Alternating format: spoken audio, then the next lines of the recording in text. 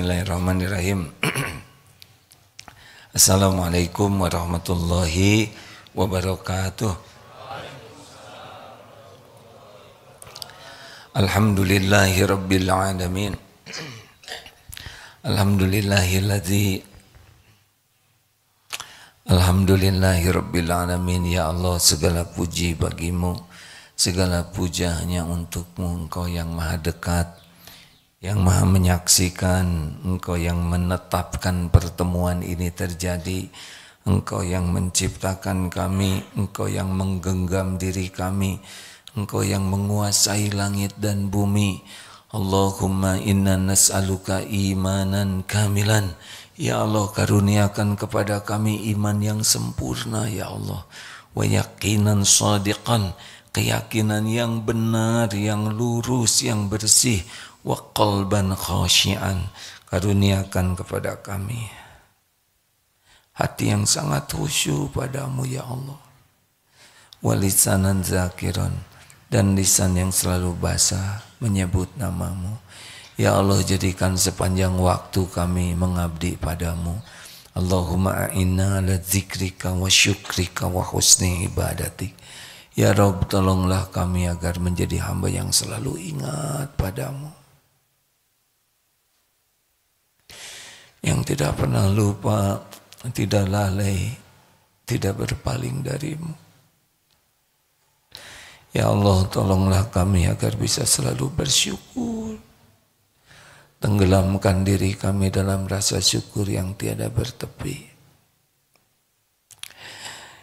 Lindungi kami dari kufur terhadap-Mu ya Rabb. Dan tolonglah kami agar bisa beribadah dengan bagus. Rabbana taqabbal minna ya karim, innaka antas samiul alim. Allahumma salli ala sayyidina Muhammad wa ala alihi wa ashabihi ajma'in. Ya Allah, andai ajal kami datang hari ini, wafatkan kami husnul khotimah. Jadikan kubur kami kubur yang lapang, kubur yang nyaman. Ya Rabb, masukkan kami ke surga-Mu tanpa hisab, tanpa azab. Ya Allah, jadikan kami jadi ahli surga bersama orang tua kami, bersama keluarga kami, sahabat-sahabat kami, guru-guru kami, sebanyak-banyaknya hamba-Mu. Ya Allah, jangan biarkan duniawi ini menyilaukan, memperbudak, menggelincirkan kami. Jangan biarkan nafsu, syahwat, amarah membuat kami terjerumus dalam dosa. Allahumma inna nas'aluka fi'lal khairat. Mudahkan bagi kami berbuat kebaikan ya Allah. Wa tarkal munkarat. Mudahkan kami menjauhi segala kemungkaran. Allahumma ati nufusana taqwaha wa zakiha anta khairu man zakaha anta waliyuha wa maulaha. Ya Allah, anugerahkan kepada kami jiwa yang takwa. Bersihkan jiwa kami ini ya Rabb. Engkaulah sebaik-baik yang kuasa membersihkan jiwa ini. Engkaulah pelindung dan pemelihara jiwa kami ini. Allahumma ighfir lana wa li walidina warhamhum kama rabbawna shighara. Doa ya Allah, ampuni orang tua kami. Sayangi keduanya ya Allah, dimanapun berada. Limpahi karunia-Mu, kasih sayang-Mu, ampunan-Mu. Bahagiakan orang tua kami di dunia ini, di alam barzakh, di surga-Mu kelak. Rabbana hab lana min azwajina wa dzurriyyatina qurrata a'yuni waj'alna lil muttaqina imama. Allahumma ighfir lil mu'minina wal mu'minat wal muslimina wal muslimat al-ahya'i minhum wal amwat. Ya Allah, tolonglah saudara-saudara kami dimanapun Engkau menyaksikan segala-galanya, khususnya di Palestina, ya Allah. Tidak ada yang luput dari pengetahuan-Mu. Engkau tahu persis setiap yang terluka, yang bersedih, yang lapar, yang haus. Sedangkan Engkau pemilik semua rezeki, Engkau satu-satunya yang bisa menolong. Tolonglah ya Allah. Berikan juga kami kemampuan berbuat sesuatu untuk saudara kami. Ya Allah, di Uighur, di Rohingya, Engkaulah satu-satunya pelindung yang maha kokoh. Makhluk-makhluk zalim itu makhluk-Mu jua, ya Allah. Mudah bagimu mencerai-beraikannya, meluluh lantakannya. Jadikan niat jahatnya kembali kepada mereka sendiri. Ya Allah, istiqomahkan kami dalam iman, dalam yakin, dalam amal soleh. Rabbana atina fid dunya hasanah wa fil akhirati hasanah wa qina adzabannar. Subhana rabbika rabbil izzati amma yasifun wa salamun alal mursalin walhamdulillah. Alhamdulillah. Enak gak sih berdoa?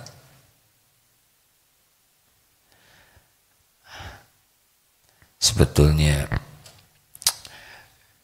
kalau kita doa Rabbana atina fid dunya hasanah, kebahagiaan di dunia ini adalah yakin kepada Allah. Tidak ada tandingannya. Kenikmatan apapun di dunia ini gak ada apa-apanya, cuman begitu-begitu saja. Tapi kalau nikmatnya yakin kepada Allah, setiap waktu kita bisa bahagia. Maka kalau punya permintaan yang kuat kepada Allah, mintalah supaya jadi orang yang tidak ragu sama sekali kepada Allah. Setuju?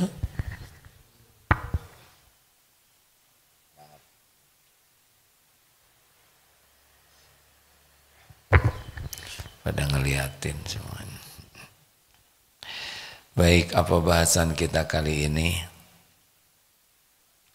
HHN. Apa HHN? Hadapi, hayati, nikmati. Hidup ini harus dihadapi. Saya ingin hidup senang terus. Belum tentu baik. Belum tentu baik kalau kita tidak bisa mensyukurinya. Hadapi hidup ini ya. Jangan lari dari kenyataan. Sudah diukur oleh Allah semuanya. A'udzubillahi minasyaitonirrajim. Walanabluwannakum bisyai'im minal khawfi wal ju'i wa naqsim minal amwal wal anfuth wath thamarat wa basyiris sabirin. Surat Al-Baqarah 286. Lihatlah supaya semuanya lihat. Ayo lihat. Benar ya? 255. Astagfirullahaladzim. 155. Maaf ya. Jangan menertawakan kalau lupa, karena tertawa tidak membuat saya ingat, ya kan? 155, 156 ya. Ini penting kita pahami supaya kita tahu apa yang bakal kejadian dan kita rileks saja. 155-nya adalah walanabluwannakum bisyai'im minal khawfi wal ju'i wa naqsim minal amwal wal anfus was samarat wa basyiris sabirin. Walanabluwannakum, dan sungguh kami akan berikan cobaan kepadamu bisyai'im minal khawf. Di sini kalau terjemahnya sih dengan sedikit ketakutan. Jadi cobaan yang pertama dalam hidup kita itu sebetulnya bukan bentuk fisik. Bukan yang paling banyak menguji hidup kita adalah takut. Banyak yang kita takuti. Ya kan? Ada takut apa? Saya tahu takutnya. Takut hafalannya hilang. Betul? Itu juga takut. Nah, yang ini apa? Nah, ini takut juga ya. Takut nggak dapat jodoh, ya kan? Kita semua takut. Ada takut. Saya takut apa? Tebak.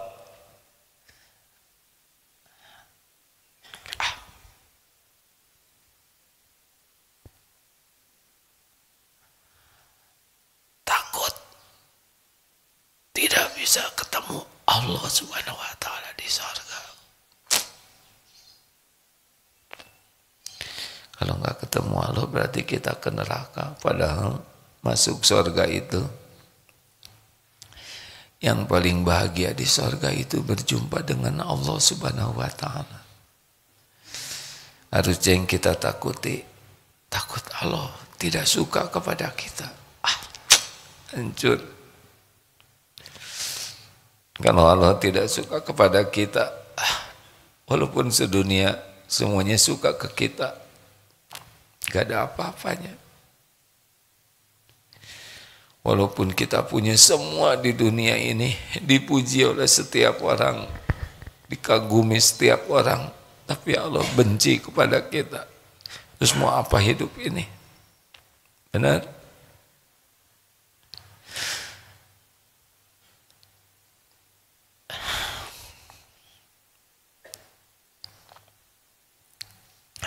Alladzina yang tadi belum selesai. Banyak yang kita takuti, tapi ada yang takutnya bagus. Takut Allah tidak suka. Takut kita tidak bisa masuk surga. Takut tidak bisa bertemu dengan Allah Subhanahu wa taala.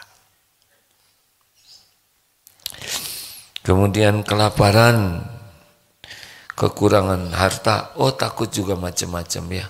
Ada takut ancaman dunia, takut kena badai, takut dipatuk ular, takut difitnah, takut di PHK. Banyak sekali. Ini cobaan pertama bagi kita adalah banyaknya yang kita takuti.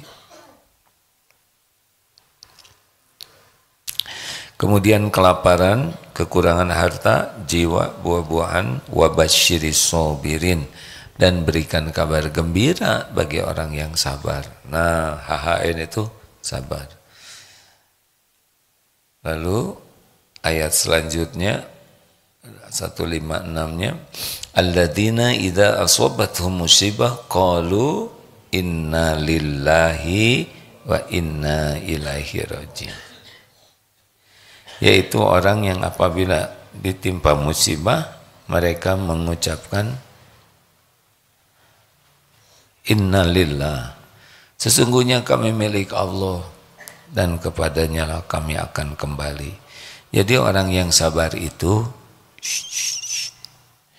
orang sabar itu adalah orang yang tidak merasa memiliki dan tidak merasa dimiliki kecuali semuanya milik Allah. Baru bisa sabar. Ketika kita lengket dengan sesuatu, udah susah sabarnya. Pernah lihat perangkok? Perangkok kalau lengket, dicopot, robek, benar? Makanya lihat dunia ini nggak boleh lengket. Termasuk lihat tubuh kita ini. Ini bukan milik kita ini. Ini milik Allah.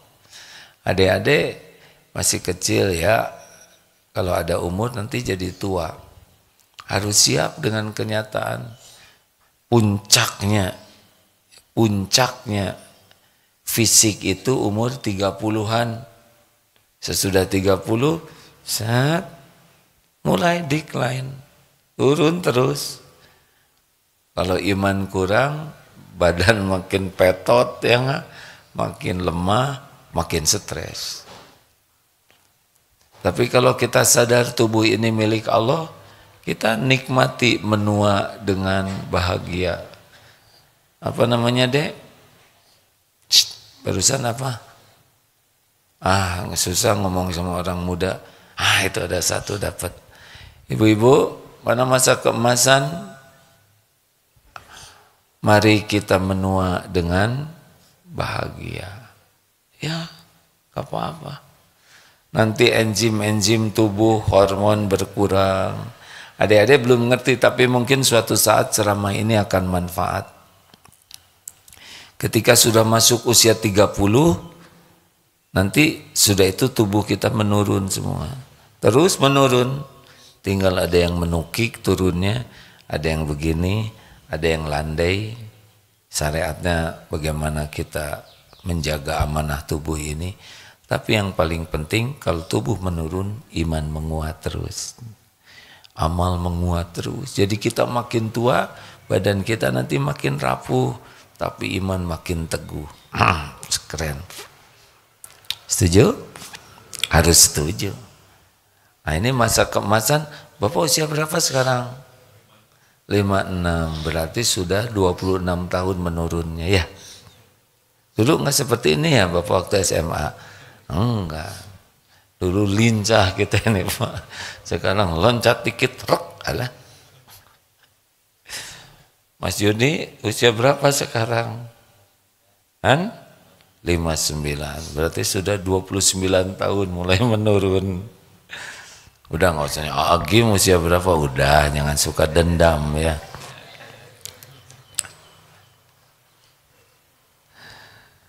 Secara hitungan Masehi 29 Januari tahun depan saya 63. Berarti sudah 33 tahun. Rata-rata usia umat Nabi itu antara 60-70 ya. Ingat Syekh Yahya Sinwar yang pimpinannya Hamas Mujahid. Beliau 59. Beliau mengatakan, ini sudah 59 ya. Udah dekat. Harusnya kita mikirnya gitu nih yang tua-tua teh ya, dan nggak akan mundur hidup ini. Kita nggak akan jadi muda lagi, nggak akan mundur nih. Jangan ngebayangin kita akan terus begini. Enggak, kita akan terus menua. Akan jadi tua, makin lemah tubuh kita. Makanya iman makin kuat. Nah, diantaranya kita harus yakin ini milik Allah. Tubuh ini milik Allah. Semuanya milik Allah. Rumah, kendaraan, harta, suami milik Allah, istri milik Allah, anak-anak milik Allah. Semuanya, tidaklah kita melihat sesuatu kecuali lillahi ma fis samawati wa ma fil ard. Itu harus menghujam terus. Jadi lebih ringan lihat dunia ini. Kita enggak akan iri dengki karena semuanya juga milik Allah, benar? Kita juga tidak lengket dunia ini. Adanya tidak membuat ujub, bangga karena Allah yang ngasih, diambil oleh Allah juga ya enggak apa-apa. Masa nyebut musibah? Coba tanya tuh yang jaga parkir. Hidup saya musibah bertubi-tubi. Kenapa? Ini mobil diambilin. Siapa yang ambil? Yang punya. Bukan musibah itu mah, wajar. Benar? Halo? Siap ya. Terus bekal lapar. Tadi udah jadi sing sabar. Sabar itu apa sih? Sabar itu menahan diri. Mengendalikan diri supaya reaksi kita terhadap apa yang Allah takdirkan cocok dengan yang Allah sukai. Itu sabar. Ini sabar ada berapa tempatnya adik-adik? 1, sabar ketika tidur.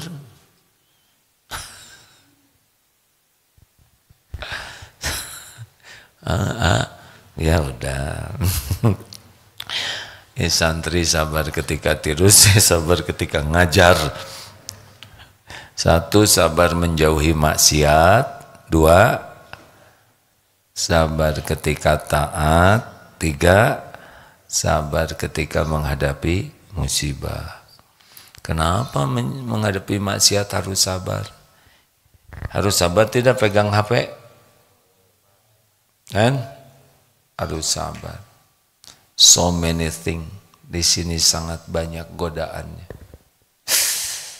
Adik-adik kita, anak-anak kita zaman sekarang berat, lebih berat daripada zaman saya waktu zaman dulu. Zaman dulu, ngeliatin wajah orang, misalkan ya, ada yang menarik dilihat, bisa dimarahin. Sekarang di sini kelihatan semua wajah, betul?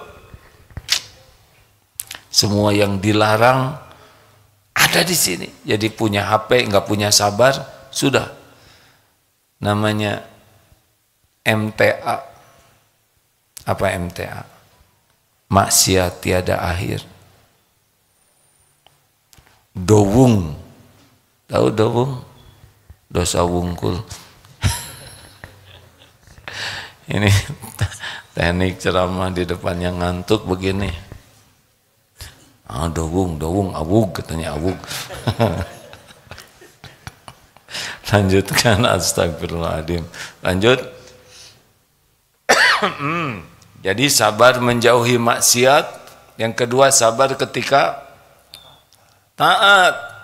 Harus sabar taatnya. Coba lagi tahajud, pilih mendingan surat Al-Baqarah, surat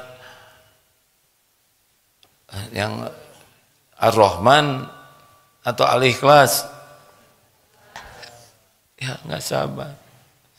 Kita sholat itu maunya gesit, tangkas dan tuntas dengan seksama sesuai dengan undang-undang. Sholat tuh maunya milih yang pendek-pendek suratnya. Tidak ada salahnya dek kalau mau melatih sabar waktu tahajud. Kalau kita hafalannya belum banyak, pegang mushaf. Pegang mushaf. Baca 1 lembar, 1 rakaat tuh, 2 lembar, 3 lembar. Coba rasakan. Kalau bisa 1 rakaat 5 lembar, rasakan ada kebahagiaan yang luar biasa. Jadi 2 rakaat bisa 1 juz. Terus ada yang nyeletuk, udah nyobain belum? Saya sudah berniat.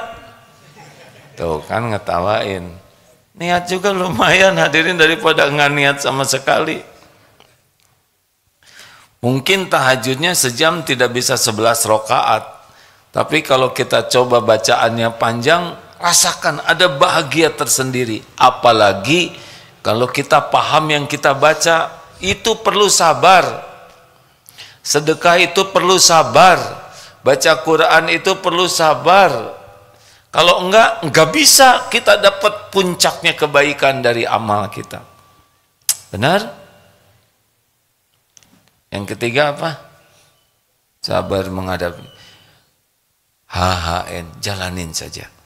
Show must go on. Apa artinya? Dilarang merokok. Bangun. Ibu bangun, Bu. Ada apa? Ada apa? Siapa yang blow on? Bukan. Show must on. Jadi kan saya udah ngalamin. Adik-adik dengerin ini. Adik-adik kan belum tua. Udah. Jadi sesudah dipikir-pikir nih. Kalau sering merenung ya. Kenapa sih saya harus ribet gitu dalam hidup ini? Ternyata ngalir aja hidup ini. Selesai. Itu teh maksudnya menjelaskan keribetan. Iya beneran dek. Udah ngalamin banyak lah. Ini belum nyobain nanti ya. Kan dulu ingat nggak yang kata guru siap-siap ngalamin ilmu kelapa. Pernah dengar ini? Katanya ulama tidak akan keluar ilmu tauhidnya, saripati ketauhidannya sebelum ngalamin ilmu kelapa. 1, bekal dijatuhkan dari ketinggian. Enggak ada kelapa yang jatuhnya pelan. Ya kan? Dan enggak ada yang mau nangkep lagi. Mau nangkap kelapa, benyut kita. Nanti bukan kelapanya yang belah. Astagfirullahaladzim. Dan kelapa teh pohonnya tinggi-tinggi, yang di bawah tuh cengek. Jatuh.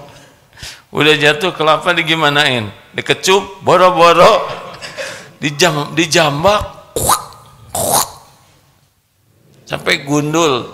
Udah gundul, dikecup, digetok pakai kampak, pakai belakangnya golok, beledug. Nggak ada mukul kelapa ramah tamah, ya kan? Udah belah diapain? Dicungkil sampai keluar tuh kelapanya. Udah keluar kelapanya? Jangan cepet-cepet. Gimana kalau belum disisit diparut? Pahit, Bu. Diparut sampai mulus, ya kan? Udah mulus, diparut. Udah diparut, asli loh. Ini ada ulama yang mengatakan tidaklah saripati ketauhidan seorang ulama kecuali keluar sesudah ngalamin seperti itu. Artinya bekal dijatuhkan dari ketinggian, dijambak, diambilin, kemudian digebukin, betul ya? Kemudian disisit, diparut, diperes sampai keluar saripatinya. Terus nanya, gimana menjalani seperti ini? Tahu rahasianya, Dek? Supaya ngajalin, ini pegang nih ilmu ini ya, Dek ya. Nanti kalau adik-adik nyobain jadi cengek atau jadi kelapa atau jadi pedas gitu. Tahu rahasianya apa menjalani hidup ini? Tahu tidak? Air mata tobat. Itu rahasianya. Kata guru saya, pokoknya jalanin saja, diapain oleh Allah. Yang penting air mata tobat. Jadi nanti kalau kita harus mengalami berbagai episode hidup ini, banyak istighfar, banyak menyendiri untuk tobat. Terutama sepertiga malam terakhir. Jangan dihabiskan oleh tahajud semuanya, ya. Udah selesai sholat, sisakan 15 menit khusus untuk minta ampun. Kita buka lembaran-lembaran kelam. Ngomong begini aja jadi sedih, jadi kebuka nih. Lembaran-lembaran hitam. Lembaran-lembaran memalukan, lembaran-lembaran kotor. Tangisi dosa. Kalau sudah nikmat, nangis dosa itu tobat yang memang perih ya. Waktu tobat itu harus perih. Tapi perihnya perih nikmat di hati itu. Sedih kalau ingat dosa tuh, malu. Nah, makin kuat kita merasakan penyesalan, itu makin baik. Perkara tetek bengek ujian hidup emang begini hidup ya. Bakal ada yang tidak suka, bakal ada yang memfitnah, menyakiti, ngebully. Nanti kita sakit, uang kadang ada, kadang tiada, badan kadang sehat, kadang sakit. Orang jadi ngedeketin, orang ngejauhin, kemudian dihormati, dihina. Biasa itu emang kayak gitu dunia, nggak usah aneh. Jalanin saja, fokusnya kepada air mata tobat. Teng, 5:30. Ada pertanyaan silakan. Mim,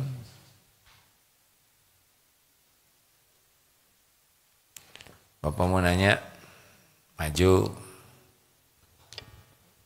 supaya lebih kelihatan. Silakan Pak. Bismillahirrahmanirrahim. Assalamualaikum warahmatullahi wabarakatuh. Waalaikumsalam. Spesial untuk AA dan kita semua. Meskipun ini pertemuan kita yang pertama, A, tapi tiap hari kita itu dekat di mata dan di hati, A. Oh, alhamdulillah. Karena saya punya paman yang orang dalam namanya Paman YouTube. Oh, orang dalam Paman YouTube. Iya. Dan dengan itu terima kasih banget dengan tim IT sini. Keren. Alhamdulillah. Bapak dari mana? Saya dari jauh, karena 2 tahun sudah berniat ke sini baru sampai sekarang. Alhamdulillah, berarti jauh sekali. Jauh sekali. 2 tahun perjalanannya ya. Nama kotanya Cianjur. Alhamdulillah. Tapi itu tadi serius jauh sekali. Karena udah 2 tahun baru hari ini nyampe. Benar Pak. Katanya jarak dekat jauh itu tergantung waktu. Karena ada yang ke masjid juga jauh sekali padahal nempel di masjid Pak. Ya, baik, apa yang bisa saya bantu Pak? Yang satu info penting bahwa tim IT tadi saya salut dan kita harus terima kasih. Saya mungkin mas-mas IT pernah, biasanya kan di chat tuh Assalamualaikum, menyimak. Saya paling beda itu. Kalau nggak ngasih masukan ya ngasih saran gitu. Pernah ada satu saran saya langsung disikapi dan itu AA pasti kaget. Jadi waktu Ramadan AA ceramah, bunyinya YouTube tuh live. Tapi di samping ada minuman, itu Ramadan AA. Waduh, terus saya chatnya nggak Assalamualaikum, saya menyimak, tapi dalam chat saya, lah ini live atau recording, saya bilang gitu. Karena AA kok Ramadan minum gitu. Sebetulnya Ramadan juga boleh minum Pak, kalau malam. Iya. Enggak. Lanjut, silakan Pak. Dan langsung sampai sekarang Alhamdulillah ada kata-kata recording, kalau itu AA nggak sempat hadir tapi rekaman saja. Rekaman, ya, baik. Itu Alhamdulillah banget. Dan terima kasih Pak. Jadi adik-adik, kakak-kakak yang tema itu kalau sopo sih wong oh ternyata orangnya cuma kayak gitu, kayak gini nih loh. Alhamdulillah. Ada yang bisa saya bantu pertanyaannya? Ada dari Arti, apakah ini pertanyaan atau sharing pikiran? AA kan sangat menekankan kita tuh harus Allah lagi. Pada saat Allah lagi, saya tuh karena sering belajar, sering ngerjakan PR matematik, fisika, akhirnya saya juga mikir kalau Allah lagi itu artinya kita kalau berdoa ke Allah itu yang benar gimana ya. Nah saat yang benar gimana itu saya melihat ada 3 jenis doa. 1, doanya itu caranya salah. 2, doanya itu menurut saya yang benar. Doa pertama yang salah itu kita memerintah Allah. Contohnya, ya Allah, hancurkan si A, si B misalnya. Lah, emang aku siapa gitu. Itu contoh memerintah. Itu menurut saya salah. Karena seolah-olah Allah itu tidak ada di dalamnya itu. Jadi kita menyuruh Allah. Allah kan udah di dalamnya situ. Jadi pasti Allah tahu apa yang terjadi. Nah, satu itu yang menyuruh itu salah. Yang kedua ini benar, yaitu menginformasikan saja ke Allah doa itu. Contohnya, ini contoh yang paling menarik nih. Ya Allah, saya tadi melihat kok ada ahwan, kalau perempuan apa? Ahwan itu jadi dia laki perempuan.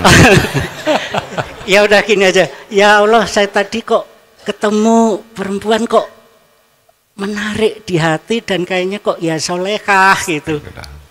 Apakah saya cocok dengan itu ya Allah, kalau saya kok mau naksir sama dia. Nah itu informasinya. Jadi itu salah juga enggak? Benar. Benar. Karena kita memberitahu ke Allah saya menemukan tatapan. Nih, yang ketiga, saat kita bertanya itu gini. Tadi menginformasikan, yang ketiga bertanya, ya Allah, saya kalau dengan saya contohnya lain lagi lah kalau gitu lagi enggak ini. Contohnya begini, ya Allah, kenapa sih Palestina segitunya gitu? Sebetulnya apa sih yang kau kehendaki ya Allah, dan harus apakah kami lakukan? Nah itu saja yang penting. Sebenarnya masih banyak yang bagus-bagus, tapi saya tahu dirilah bahwa ini forum untuk nasional, internasional. Jadi Baik. kita aja. Terima kasih, Pak. Wassalamualaikum warahmatullahi wabarakatuh. Waalaikumsalam warahmatullahi. Jadi kita berdoa itu ada aturannya dan ada contohnya. Jadi kalau kita doa minta, misalkan ini lagi peperangan, minta dihancurkan, bukan berarti kita menyuruh Allah, tapi Allah menyuruh kita doa seperti itu. Halo? Jadi doa itu ibadah. Nah, ibadah itu syaratnya dua, niatnya ikhlas dan caranya benar.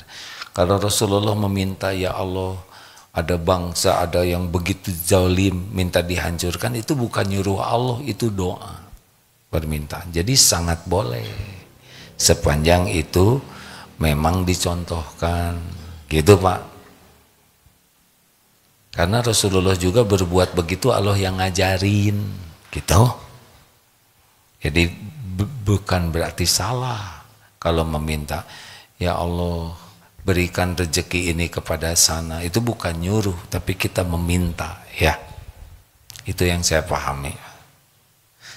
Dan yang paling penting dari doa itu, karena sebetulnya sebelum kita doa juga Allah udah tahu pikiran kita. Sebelum mulut ini berucap, Allah sudah tahu apa yang mau kita ucapkan. Bahkan Allah memberi kepada kita yang gak kepikir oleh kita. Betul? Banyak sekali pemberian Allah, luar biasa banyaknya yang kita tidak tahu bahwa kita memerlukan itu. Tapi udah dicukupi tanpa minta. Jadi inti dari doa itu adalah mempertegas kita itu hamba, meminta kepada Tuhan kita, penguasa alam semesta. Kita doa itu karena disuruh doa, gitu intinya. Gitu. Makanya penting bagi kita mempelajari doa-doa yang dicontohkan Quran, doa-doa yang dicontohkan Nabi, supaya kita tahu itulah cara doanya, gitu. Yang paling baik. Doa Al-Quran, itu Allah sendiri yang merancang doa itu. Doa Rasul berdoa itu pun atas bimbingan Allah. Doa para sahabat, doa para ulama yang soleh. Nah kalau kita belum hafal, pakai doa kita. Begitu ya Pak. Teng. Mim. Silakan Mim. Oh Mim, tolong mau mengumumkan, ini banyak yang minta info tentang rekening wakaf di Australia. Karena kita akan mulai bergerak lagi membebaskan tanah. Ini bagi teman-teman yang ingin ikut amal jariah, wakaf, pembebasan lahan di Masjid Perth di Australia. Ya, ada nomor rekeningnya Pak Iskandar, tolong dikirim ke Pak Hamim ya. Silakan Mim, pertanyaan dulu sambil saya kirim ini. Mana? Cek, bismillah. Izin ada pertanyaan dari Instagram. Assalamualaikum AA. Bagaimana caranya agar hati tetap sabar karena baru ditinggal putri sebulan yang lalu meninggal seperti ini. Maaf, mohon diulangi punten. Gimana? Agar bisa sabar ditinggal orang yang tercinta. Siapa itu orang? Putrinya. Putrinya. Innalillahi wa inna ilaihi rajiun. Allahumma ighfir laha warhamha wa'afiha wa'fu anha. Pasti sedih Rasulullah SAW ketika Ibrahim putranya yang anak laki-laki itu wafat usia masih kecil. Beliau mengeluarkan air mata. Ditanya oleh sahabatnya, ya Rasul, engkau menangis. Tangisan ini tangisan kasih sayang, bukan tangisan tidak ridho kepada takdir. Nah yang paling berat dalam hidup ini adalah kita tidak ridho kepada takdir. Tidak bisa nerima takdir. Bukan tidak bisa, tidak mau menerima takdir. Ini paling berat dalam hidup. Karena takdir akan berjalan terus. Hidup ini akan mengalir terus. Apa yang Allah rencanakan untuk kita pasti kejadian. kita harus menerimanya. Bagaimana cara menerimanya? Sangat sedih, sangat dimaklumi ya. Saya juga pernah kehilangan adik, bukan kehilangan adik wafat di usia muda, ibu wafat, bapak wafat, cucu wafat. Jadi kehilangan ini akan lebih ringan ketika kita menyadari satu, ini memang bukan milik kita. Ini adalah milik Allah dan Allah sudah menetapkan batas-batasnya. Kapan harus pulang? Tidak ada orang meninggal kecuali cuma satu sebabnya. Waktunya sudah tiba, malaikat maut diperintahkan oleh Allah mencabut nyawanya di tempat yang dikehendaki Allah.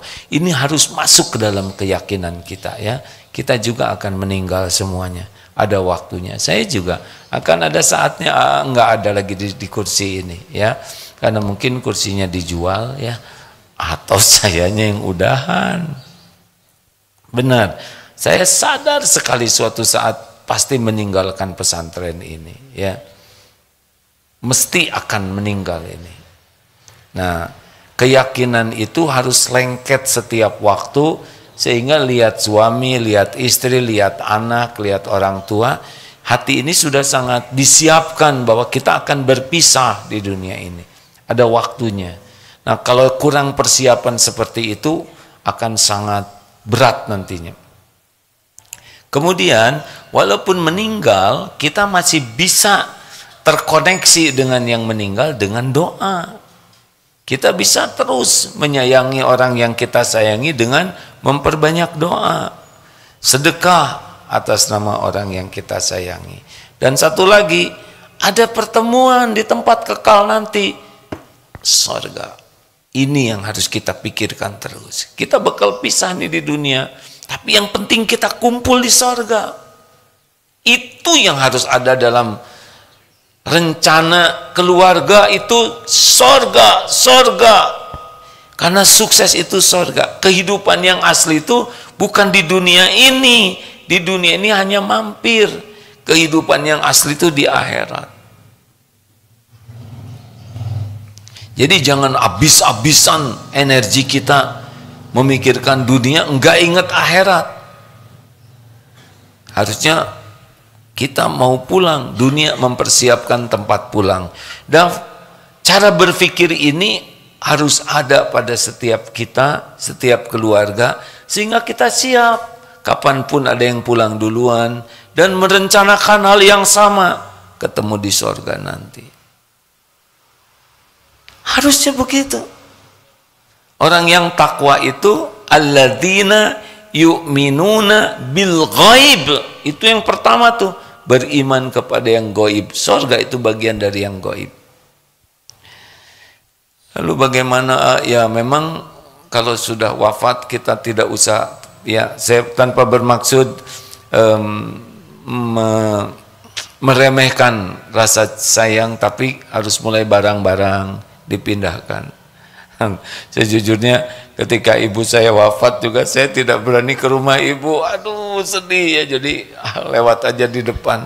Berapa lama tuh nggak masuk ke rumah itu ya, karena tiap masuk aduh sedih ya. Tapi nggak bisa mundur ya, ibunya udah nggak ada ya. Pakaian apapun yang memang sudah tidak perlu ada, hanya bisa membuat luka di hati jadi sedih ya, sudah waktunya mungkin dialihkan kepada yang lebih memerlukan gitu. Semoga Allah menghibur. Pokoknya tiap lihat ingat anak langsung ingat Allah, itu aja obatnya. Maaf ya, ada lagi Mim? Cek, bismillah. Izin A, dari YouTube ada yang bertanya, Assalamualaikum A, untuk bertahan di lingkungan yang tidak soleh bagaimana ya A? Lingkungan yang tidak soleh, teman-teman atau rekan kerja yang tidak sholat, tidak jujur dan manipulatif, itu bagaimana ya? Kalau kita ada di sana, iman semakin rusak, akhlak jadi buruk, ibadah jadi kacau, hijrah. Dimanapun milik Allah, hijrah. Waduh, kalau saya ini nggak dapat kerjaan, Allah yang ngebagikan rezeki. Hijrah, ya Allah saya hijrah karena saya tidak mau melupakanmu, tidak mau ibadah saya terganggu. Wahai pemberi rezeki, beri saya tempat bekerja yang bisa menguatkan iman, bekerja yang jadi amal soleh, yang ibadah saya terjaga, ilmu saya nambah. Tolong ya Allah. Allah dengar kok, pasti dengar doa. Allah tahu kita hijrah karena ingin kuat iman. Kalau udah mulai merusak, hijrah. Karena seseorang itu ikut agama temannya.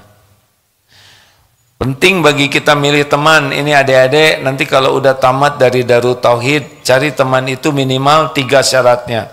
1, kalau ketemu, ini teman yang baik ya. Kalau ketemu dengan beliau, kita jadi ingat Allah. Ini penting. Yang kedua, kalau ngobrol, nambah ilmu, nambah semangat kita untuk ibadah. Yang ketiga, kalau melihat perilakunya, kehidupannya, membuat kita jadi ingat ke akhirat. Ini teman yang baik, gak nyuri waktu kita. Tiap ketemu kita jadi nambah zikir, nambah amal, nambah iman.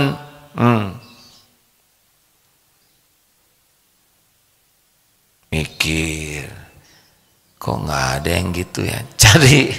Makanya harus minta ke Allah, minta guru yang bisa membimbing kita yakin ke Allah, juga minta teman. Akhwat santri, kalau nikah nanti cari suami yang tiap lihat suami langsung ingat. Benar itu.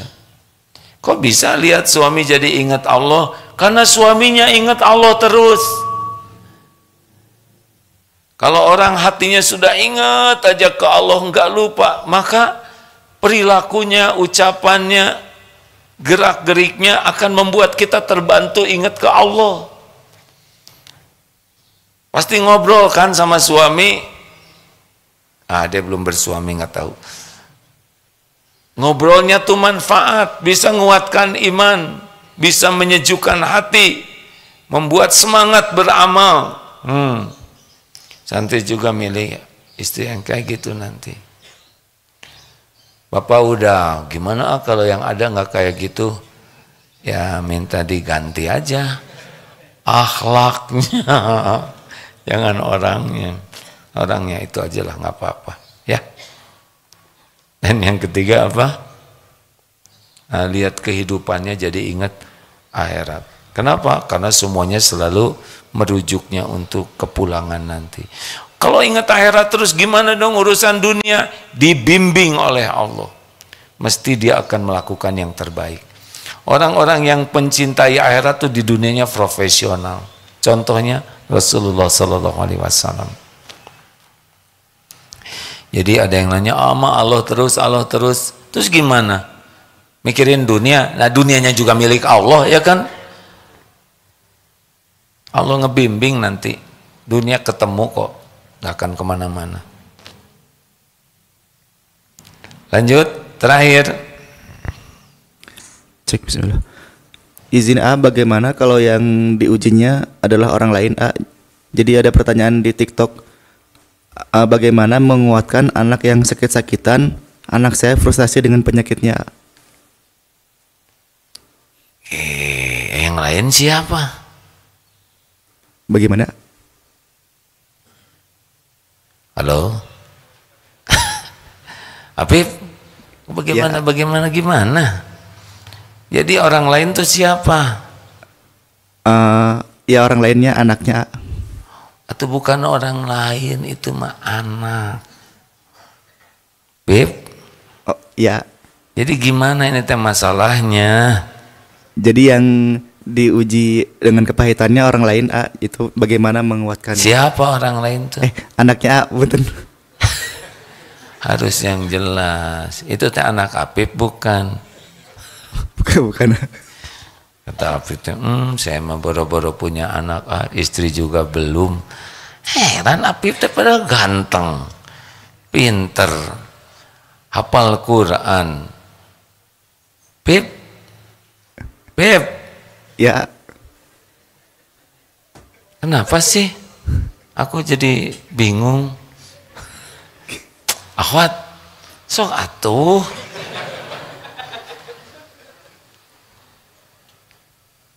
Saya tahu Apip dari kecil, Pip. Dari umur berapa Apip? Atau Apip? Dari sebelum sekolah. TK, SD, SMA, gimana Pip? Harus jelas, bal kan? Sebelum SDA. TK berarti ya. Saya tahu Apip dari kecil, sekeluarganya, alhamdulillah. Sekarang gabung di MK Digital, pesantren di sini. Apa Baitul Quran dulu Pip? Iya. Ini udah kurang gimana saya promosi teh Pip. Tuh Apipnya harus ada keberanian. Apip tuh senang sekali berbakti ke ibunya. Jadi lebih mendahulukan ibu daripada dirinya. Kurang gimana lagi Pip? Ini promosi udah tingkat tinggi. Tuh Apip kalah ke kolong meja Apip. Saya ke Apip tuh serasa ke anak sendiri, Masya Allah. Kata Apip teh, dan semuanya juga Allah yang ngatur. Benar. Dah gitu aja. Jadi teh pertanyaannya apa Apip? Bagaimana anaknya frustasi dengan penyakitnya? Nah begini ya. Ini tidak sesederhana jawaban ini ya. Sebagai orang tua itu tidak hanya dilihat, didengar oleh anak, tapi orang tua tuh punya energi besar yang bisa mempengaruhi cara berpikir, cara bersikap, cara bertindak, juga perasaan anak. Jadi kalau anak cemasan atau galau, yang harus pertama dikuatkan adalah orang tuanya. Karena kalau orang tuanya sangat tenang, hayyin, layyin, qorib, sahal, itu mau tidak mau mengalir ketenangan itu. Baik secara ruhiyah maupun secara hitungan fisika katanya ya. Ini kita kan makhluk energi. Kalau kitanya itu bawaannya yakin, tenang ke Allah, itu menular ketenangan itu. Demikianlah para pemimpin juga gitu. Kalau para pemimpinnya emosional, takutan, atau galauan, panikan, itu yang dipimpinnya bisa berantakan. Misalkan, kata Panglima tuh, nah itu pasti pasukannya tiarap semua. Ketika di Medina ada ledakan dahsyat, orang kaget, ditunggu berapa waktu, ternyata datang dari daerah sumber ledakan itu Rasulullah SAW. Beliau datangi tempat itu. Semua jadi lebih regreg. Tidak terbayang kalau pimpinannya kurang iman, berat. Makanya ibu, bapak terus mengkaji ilmu tauhid, terus bermujahadah, terus tingkatkan doanya supaya dikuatkan iman, terus latih diri supaya makin dekat dengan Allah. Nanti tatapan, ucapan, usapan itu akan menguatkan anak. Itu diantaranya ya. Doa juga aura ruh yang ada dimiliki orang tuanya, ruhiyah maksudnya, akan membantu menguatkan. Tentu anaknya akan lebih bisa menghadapi kalau anaknya juga diberikan fasilitas mengakses ilmu tauhid, ilmu yakin ke Allah. Karena tenang itu cuma satu jalurnya. Ala bidzikrillah tatmainnul qulub. Camkan hanya dengan ingat ke Allah, hatimu akan tentram. Jadi kalau kurang ingat pasti berat ya. Tapi kalau ya ingat, yakin, akan diringankan oleh Allah. Ingat itu harus berbuah taat ya. Kalau hanya ingat tapi tidak patuh, berarti bukan itu yang benar. Eling, nggak cukup. Ingat dan patuh, pasrah. Terima kasih sahabatku sekalian. Tadi mana nomor rekeningnya udah dibuatkan belum? Mim. Nah, ini adalah rekening wakaf untuk di Masjid Al-Latif. Ini nomornya nomor cantik loh. Begini.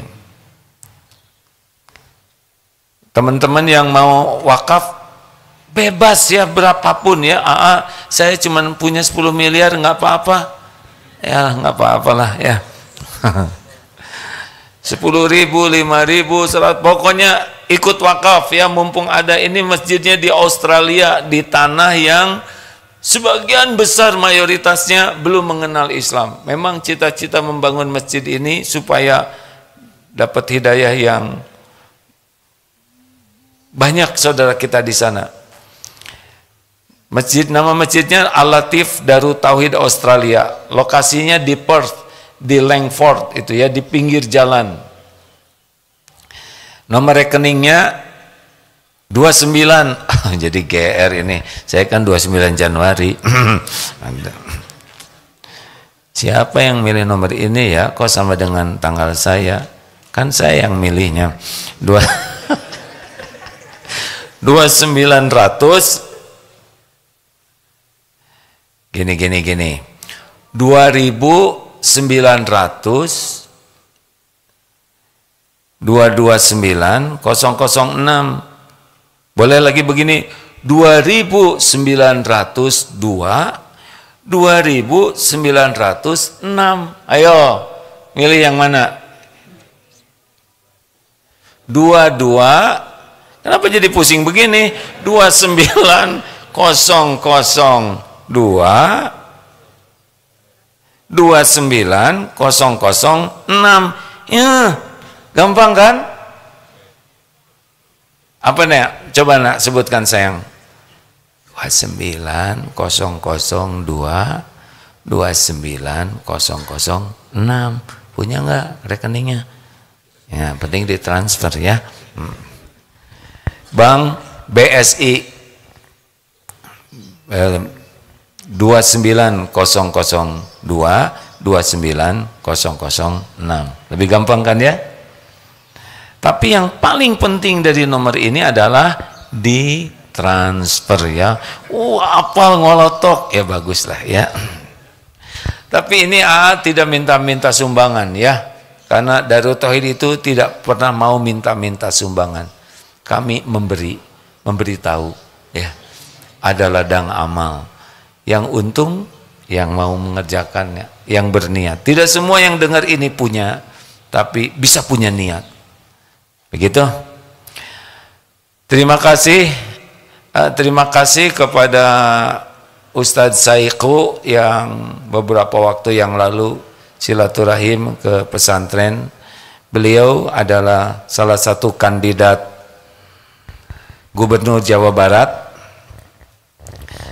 yang berkunjung ke pesantren, ikut pengajian dan minta saran. Selain itu beliau juga menyampaikan cita-citanya andai diberi amanah mengelola Jawa Barat ini. Hanya Allah yang kuasa menentukan siapa yang dikehendakinya.